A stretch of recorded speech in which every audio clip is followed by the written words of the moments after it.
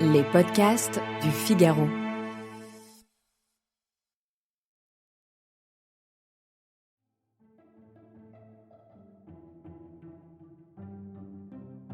Une dispute ne manque jamais d'éclater à l'agence Providence chaque fois que quelqu'un entreprend de raconter cette histoire. Il se trouve toujours un parti pour affirmer qu'elle ne débute pas en mer de Chine méridionale, où elle se déroule pour l'essentiel, mais dans l'océan Pacifique, au large du Pérou. Bonjour et bienvenue dans le podcast Le Moment des livres. Vous venez d'écouter un extrait d'Or et de jungle de Jean-Christophe Ruffin, publié chez Calman Levy. Je m'appelle Alice Develay et aujourd'hui je suis avec l'auteur de ce roman. Bonjour Jean-Christophe Ruffin. Bonjour Alice. Vous publiez d'Or et de jungle, un roman d'aventure qu'on pourrait dire d'anticipation. Son histoire, Marvin Glovic est le créateur d'un moteur de recherche sensiblement proche de Google. Milliardaire et libertarien, il voudrait s'abstraire du contrôle de l'État et lui vient alors cette idée. Le seul moyen de se protéger contre l'État, c'est d'en avoir un. Et c'est ainsi qu'il imagine, en montant une équipe de mercenaires 2.0, un coup d'État dans le sultanat du Brunei, petit pays d'or et de jungle sur les rivages de la mer de Chine méridionale. Alors Jean-Christophe Ruffin, j'ai lu que vous vous étiez rendu au sultanat de Brunei avec en tête le projet de votre livre. Pourquoi avoir choisi ce petit État comme épicentre de votre roman ? Pour deux raisons. D'abord parce que c'est un endroit poétique, c'est toute cette zone du monde, cette espèce de Méditerranée asiatique, hein, entre la Chine, les Philippines, Sumatra, Bornéo. C'est une zone qui m'a toujours inspiré. D'ailleurs, je ne suis pas le seul à avoir été inspiré par cet endroit. C'est là que se situent aussi les romans de Conrad, de Somerset Maugham, etc. Donc, il y a cette dimension poétique. Et puis, il y a aussi le fait que ce sultanat, c'est un tout petit pays, très riche, mais finalement, il permet de concentrer l'action et concentrer le livre sur une sorte de scène unique avec cette règle classique de l'unité de lieu, de temps et d'action, finalement, qui est propre à la narration romanesque et qui lui donne sa force. Mais pourquoi pas un pays peut-être fictionnel ? Celui-ci, qu'est-ce qu'il apportait de particulier ? Est-ce que là-bas, les conditions sont réunies pour faire un coup d'État ? Oui, alors, j'avais pas envie d'inventer un pays pour faire ça, parce que d'abord des pays, il y en a pas mal et Oui. on peut toujours trouver, un qui convienne et puis c'est toujours beaucoup plus ça a plus de couleurs quand on se base finalement sur quelque chose qui existe, sur une architecture, sur un climat et cetera qui tout ça d a une vérité que n'aurait pas un pays imaginaire et est-ce que les conditions sont réunies pour, un coup d'État? Oui, enfin, je pense que c'est un pays qui peut connaître des évolutions assez violentes dans les temps qui viennent, pour déjà une raison simple, hein, c'est que toute son économie repose sur le pétrole et le gaz et qu'il y en a de moins en moins. Il n'y en Oui. a pratiquement plus et le jour où il n'y en aura plus, évidemment, il y aura des tensions sociales très fortes et comme c'est un pays avec plusieurs communautés qui ne s'entendent pas forcément entre elles, Les Malais, les Chinois. les Malais qui constituent la majorité sont musulmans, les Chinois qui sont plutôt bouddhistes et puis, des gens qui viennent du sous-continent indien et les peuples de la forêt aussi, forêt du côté de Bornéo, qui sont, pas forcément, musulmans, qui sont plutôt animistes.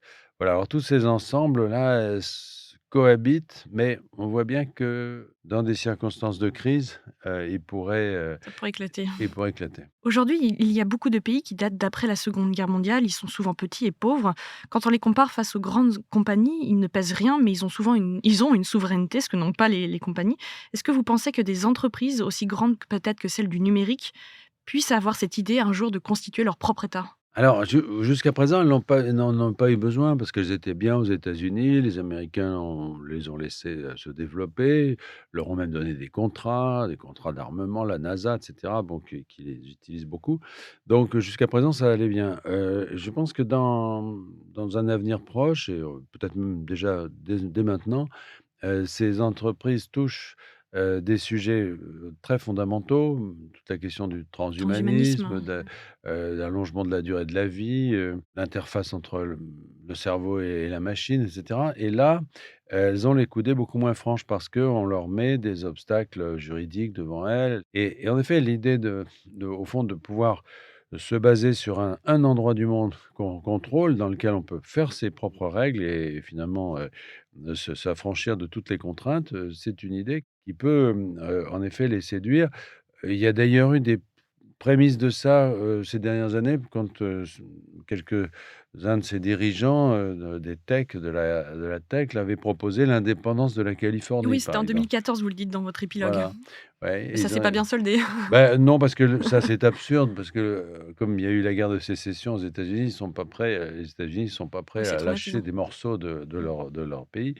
Mais en revanche, se baser sur un autre pays et en effet, aujourd'hui, dans le monde, sur les 200 pays que vous mentionniez, il y en a quand même beaucoup qui sont extrêmement faibles et qui sont peu défendus, qui ont des budgets très faibles et comparés à ces entreprises, ils sont très vulnérables. Alors, est-ce qu'on peut dire que votre livre est un livre d'anticipation?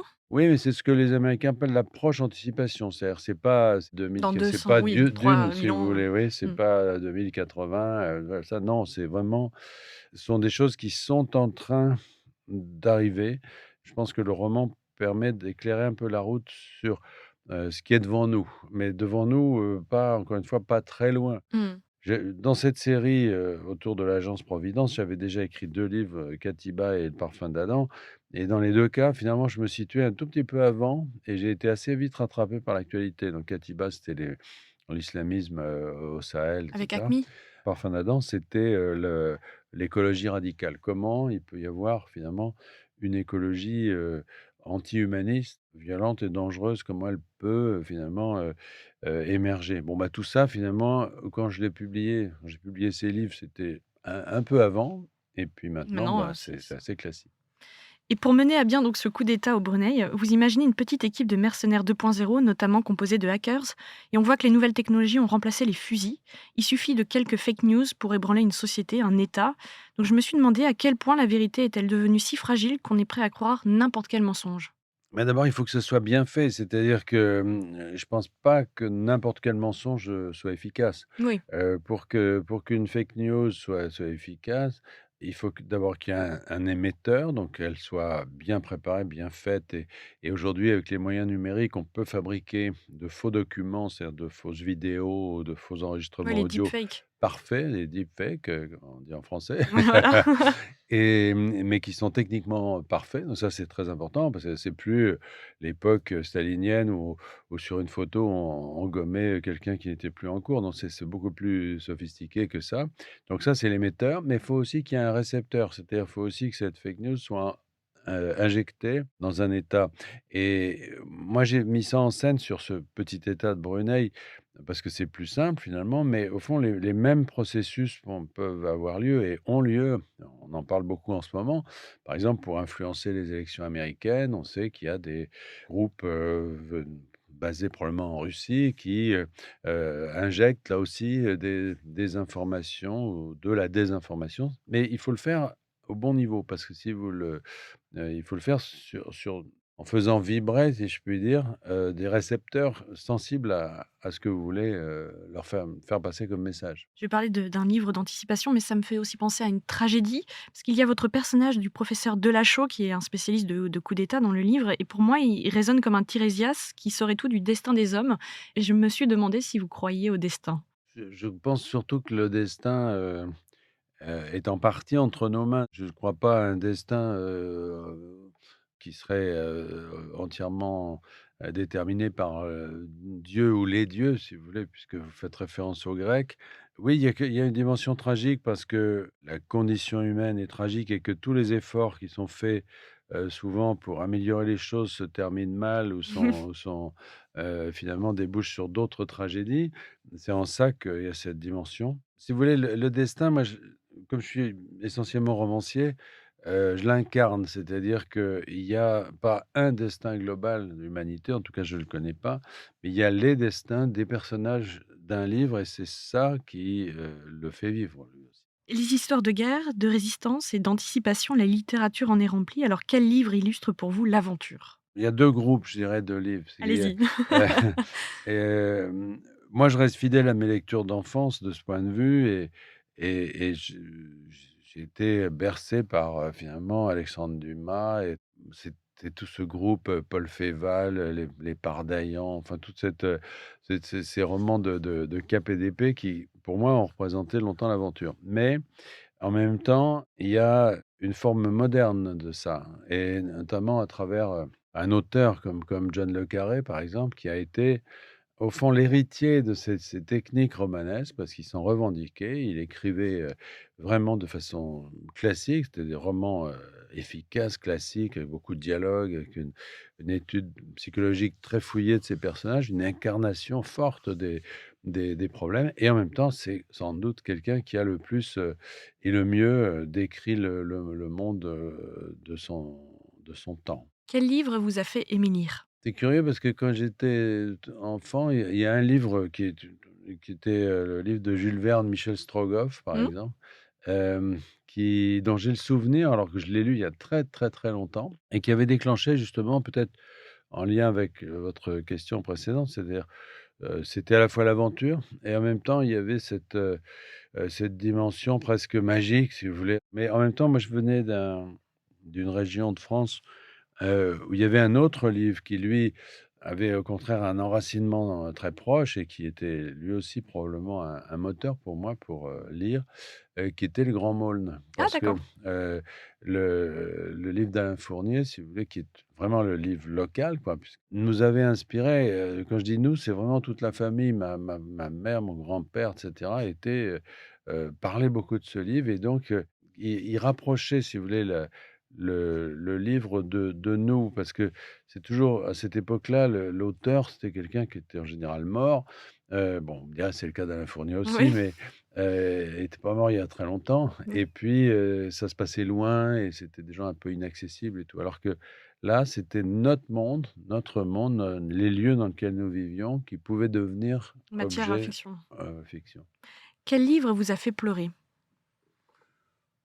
Pas beaucoup, mais je pense qu'il faut remonter, pour mes peut-être à Alphonse Daudet et à Chef de Monsieur Seguin. J'ai le souvenir d'un chagrin épouvantable quand j'étais enfant, chaque fois qu'on me lisait ce C'est terrible. La Chef de Monsieur Seguin, vraiment là, sa mort me bouleversait et je n'ai rien senti de tel depuis. Je veux dire que, je cherche toujours ma Ma ma chèvre. chèvre, oui. Quel livre vous a fait rire? Ah, j'aime beaucoup pour ça, par exemple, les livres d'Evelyn Waugh, par exemple, Ce cher disparu, des choses comme ça et c'est rare, c'est tellement rare les C'est livres très qui rare, vous ouais. font rire. Finalement, aujourd'hui, il y a peut-être des héritiers, regardez, par exemple, Philibert Hume avec, Oui, Roman le Fleuve et roman tout. fleuve, ouais. C'est un peu le même esprit et moi, j'aime beaucoup ça. C'est de l'humour un peu anglais comme ça, un peu j'aime beaucoup ça. Quel livre vous a mis en colère? Et alors là, il faudrait plusieurs heures parce que il y en a vraiment beaucoup.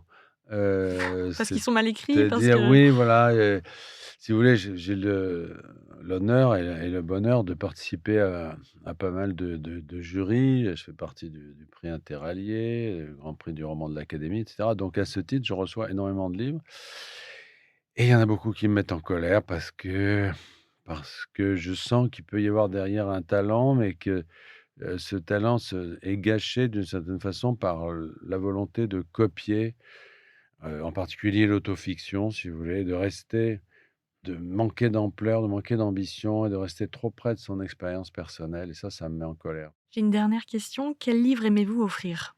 Alors, pas les miens, ça c'est sûr, pas les miens et ça dépend à qui, si vous voulez, c'est ça aussi la C'est question. vrai. À travers le livre, il y a un message, hein, alors, si mais Le de dernier en date? en fait, j'offre pas beaucoup de livres, c'est ça qui est curieux parce que j'ai toujours l'impression, moi j'en reçois tellement, j'ai toujours l'impression que les gens en reçoivent beaucoup, mais vous me donnez des idées, je vais peut-être en offrir plus. Je rappelle que vous êtes l'auteur de D'or et de jungle, publié chez Calman Levy. Merci Jean-Christophe Ruffin. Merci beaucoup. Merci d'avoir écouté ce podcast. Je m'appelle Alice Develay et je suis journaliste au Figaro littéraire. Vous pouvez retrouver le moment des livres sur Figaro Radio, le site du Figaro et toutes les plateformes d'écoute. Si vous avez aimé cet épisode, n'hésitez pas à vous abonner et à laisser votre avis en commentaire. À bientôt!